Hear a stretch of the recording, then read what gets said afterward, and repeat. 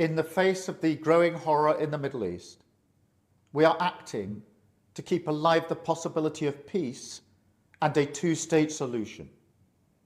That means a safe and secure Israel alongside a viable Palestinian state.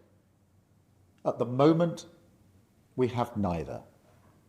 Ordinary people, Israeli and Palestinian, deserve to live in peace, to try to rebuild their lives free from violence and suffering. That's what the British people desperately want to see. Yet, almost 2 years after the barbaric attacks of October the 7th, hostages are still held by the terrorists of Hamas. Recent images show the hostages suffering and emaciated.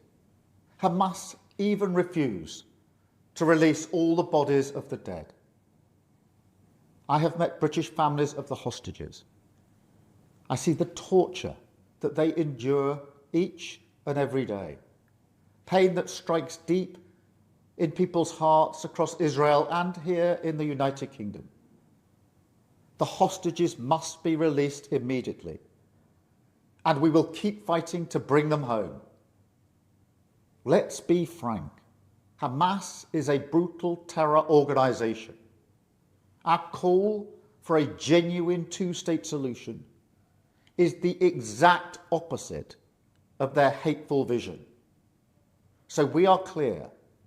This solution is not a reward for Hamas, because it means Hamas can have no future, no role in government, no role in security. We have already prescribed and sanctioned Hamas, and we will go further. I have directed work to sanction other Hamas figures in the coming weeks. Meanwhile, the man-made humanitarian crisis in Gaza reaches new depths.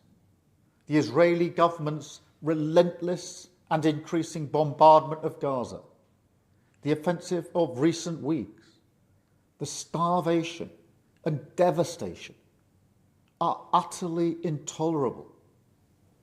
Tens of thousands have been killed, including thousands as they tried to collect food and water.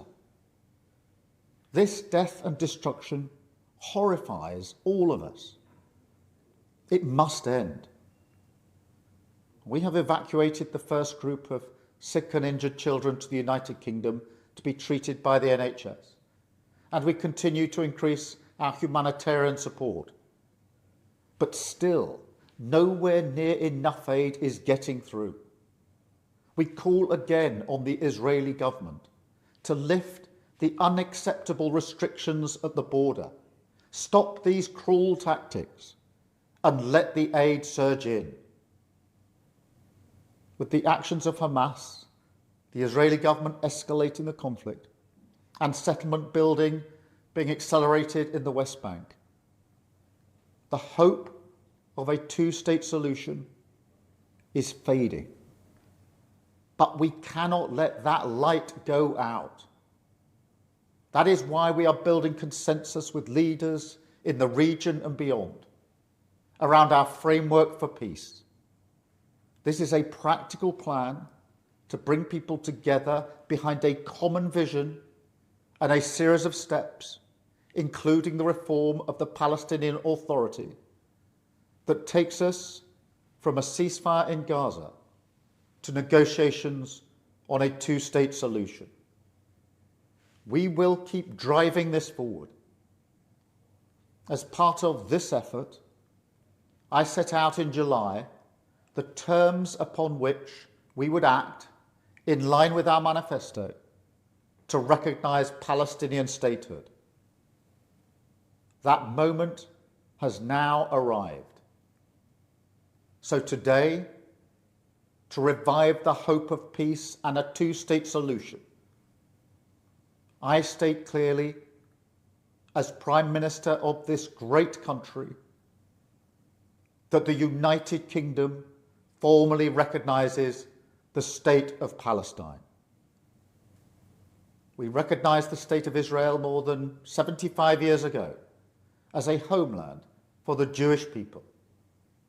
Today, we join over 150 countries who recognise a Palestinian state also.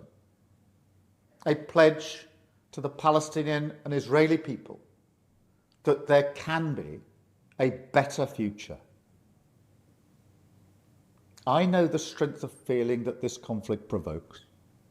We have seen it on our streets, in our schools, in conversations we've had with friends and family.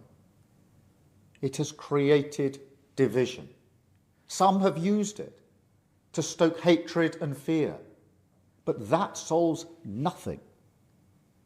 Not only must we reject hate, we must redouble our efforts to combat hatred in all its forms.